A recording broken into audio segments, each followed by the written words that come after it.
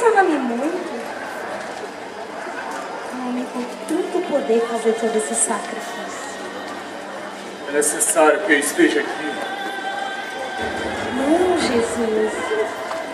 Você não tem necessidade de estar aqui. Necessidade, a humanidade terá futuramente. Serão capazes de matar para ter poder. Tu sabes que não precisa estar aqui, jejuando e orando. Sente fome, Jesus? Vamos! Transforma essas pedras para matar tua fome. Está escrito: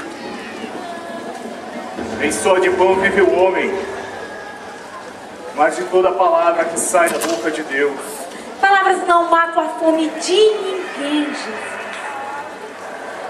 Mas nessa mesma palavra está escrito: apenas com um toque de tuas mãos, teu pai mandaria legião de anjos. Ui! Vamos, Jesus. Joga-te daqui de cima e assim faça-se cumprir a promessa de teu pai. Posso fazer isso? É tentar contra meu pai. Claro que pode, Jesus.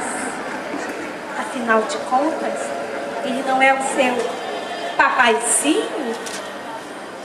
Claro que ele é meu pai. Enviou-me para ser sinal de salvação para toda a humanidade.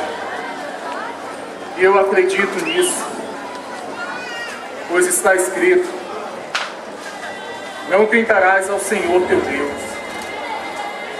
Basta apenas uma vez, Jesus. Uma única vez, se prostrares aos meus pés e me adorares como adoro a ti mesmo. Eu te darei tudo, Jesus. Eu te darei reinos, eu te darei cavalos, eu te darei mulheres, eu te darei prazer, Jesus. Tudo será seu, somente seu.